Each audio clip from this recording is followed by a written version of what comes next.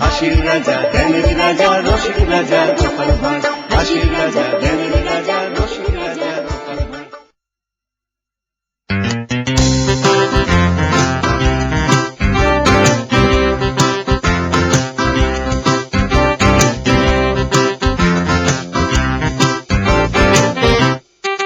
মন্ত্রী, আরো 1.5 মাস তো পার হলো, গোপাল কই?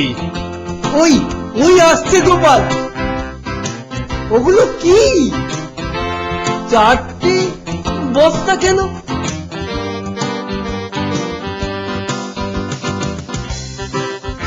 চারটে বস্তার মধ্যে আছে নবাবী মহাভারত।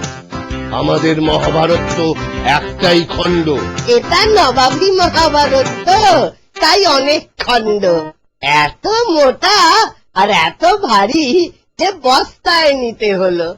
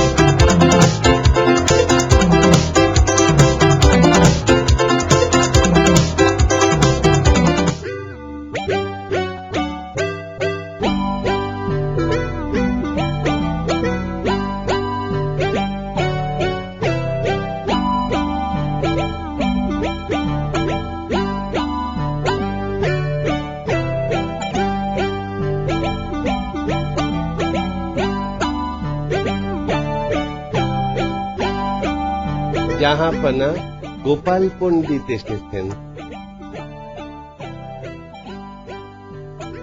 আমার মহাভারত শেষ? মাফ করবেন হুজুর, শেষ, তবে একটু বাকি। একটু বাকি? কেন? সেটুকু শেষ করতে আপনাকে কিছু জিজ্ঞেস করতে হবে। কি জিজ্ঞেস করবে? কিসের প্রশ্ন? প্রশ্নটা আপনার খুব নিজস্ব, উত্তর পেলেই লিখে দেব। ব্যাস, লেখাও শেষ, নবাবী মহাভারতও শেষ। ঠিক আছে ঠিক আছে, বলো কি তোমার প্রশ্ন?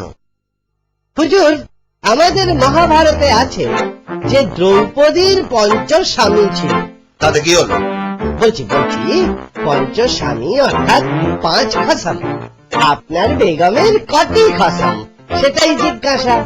শুধু কয়টি নয়, নামও চাই, লিখতে হবে তো।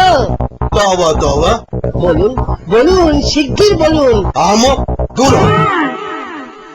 এই নিন নবাবী মহাভারত মহারাজ। নবাব বলেছেন ফেলে দিতে, ছিঁড়ে ফেলতে, কেন বললেন? শুনুন তাহলে, আমি বললুম মহাভারতে তো আছে দ্রৌপদীর 5 স্বামী, তাহলে বলুন আপনার বেগমের কটি স্বামী অর্থাৎ কটি খসম? তুমি এ কথা জিজ্ঞেস করতে পারলে? আমাকে তো লিখতে হবে, ব্যাস। নবাব রেগে আগুন, বললেন চাই না, ফেলে দাও, ছিঁড়ে ফেলো, দূর হও। তারপর তারপর দূর এলুম, সঙ্গে নিয়ে এলুম 2000 টাকা পুরস্কার। মহামন্ত্রী, গোপালকে আরো 2000 টাকার পুরস্কারের ব্যবস্থা করুন। বলেছিলুম লিখতে, বুদ্ধি থাকলে বাজে কাগজেই হয়ে যায় নবাবী মহাভারত। ছোলা হাজার ফুটেও গলে না, যখন শক্ত জলে নরম ছোলা হাজার ফুটেও গলে না, তখন তাকে ছাড়া চলে না রে, চলে না।